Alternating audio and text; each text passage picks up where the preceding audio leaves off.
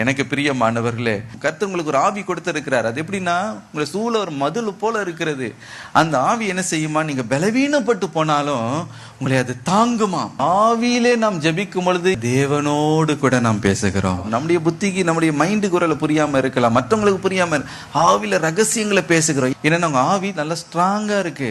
ஆனா சிலர் பேர் ஒரு சின்ன பிரச்சனைனாலும் நம்ம டப்புன்னு உடஞ்சிரும். அவங்களுக்கு இல்லாத பிரச்சனை எல்லாம் அவங்களுக்கு வரும். ஆவியிலே நாம் ஜெபிக்கும் பொழுது என்ன பிரச்சனை போராட்டம் வந்தாலும் லேசில் அவங்களை அசைக்க முடியாது. அவங்க உள்ள ஒரு உறுதி இருக்கும்.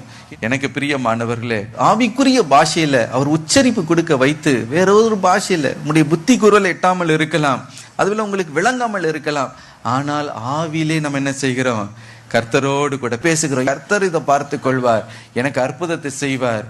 அதே போல கர்த்தர் உங்களுக்கு யாவற்றையும் செய்து முடிக்க வல்லமை உள்ளவர். ஹல்லேலூயா.